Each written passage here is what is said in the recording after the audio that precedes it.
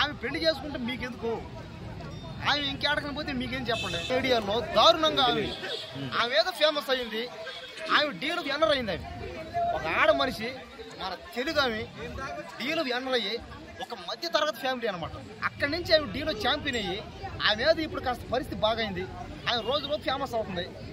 అలాంటి వాళ్ళు మనం ఎంకరేజ్మెంట్ చేయాలి. ఎందుకంటే కష్టపడి పైకి వచ్చిన వాళ్ళు మనం ఆదుకోవాలి, ఎంకరేజ్మెంట్ చేయాలి. అంతేగాని సోషల్ మీడియాలో బండ బూతులు, విపరీతమైన ట్రోళ్ళు. ఆమె పెళ్లి చేసుకుంటే మీకెందుకు? ఆమె ఇంకేడకని పోతే మీకేం చెప్పండి.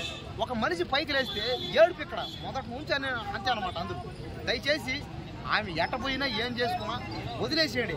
ఆమె ఏం బెట్టింగ్ రేపలేం ప్రమోషన్ చేయలేదు, ఎవరిని ఏ రకంగా ఆమె ఇబ్బంది పెట్టలేదు, ఎవరి గురించి వ్యక్తిగతంగా ఇంకేదైనా పర్సనల్గా ఆమె ఎవరిని ఏమి అనలా, మాట్లాడలా, తిట్టలా, పొగడలా. ఆమె ఏదో ఆమె పని చేసుకుంటూ పోతుంది. ఆమె ఏదో కాస్త పరిస్థితి బాగుంది, ఈ మధ్య ఏదో కాస్త వీడియోలు ఫేమస్ అయ్యి డబ్బు సంపాదిస్తుంది. దీనికి మనుషులు ఏడవడం ఇది కరెక్ట్ కాదు. ఇది ఆమె పెళ్లి చేసుకుంటే మీకెందుకు? అవును, భర్త లేడు, చేసుకుంటుంది, డైవర్స్ కూడా తీసుకుంది. ఆ కుటుంబం ఈ కుటుంబం మధ్య అంటే అదే ఆ పెళ్లి చేసుకుపోతుంది ఆమెది. వాళ్ళిద్దరు ఫ్యామిలీలు మాట్లాడుకొని వాళ్ళు డిసైడ్ చేసుకొని వాళ్ళు ఒక మాట మీద వచ్చి వాళ్ళు ఫిక్స్ అయ్యారు అన్నమాట. కాబట్టి ప్రేమించుకున్నారు, పెళ్లి చేసుకున్నారు. మధ్యలో మీరెవరు? దయచేసి ఇది ఆపేసేయండి.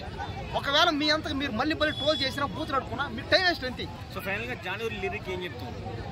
జాను లిరి గారికి చెప్పేది ఒకటే, మీరు అలాంటివి ఏం పట్టించుకోబాకండి అనేవాళ్ళు అంటానే ఉంటారు. మీ పాటికి మీరు మీ పని మీరు చేసుకుంటా పోండి, మీరు ఫేమస్ అవుతారు.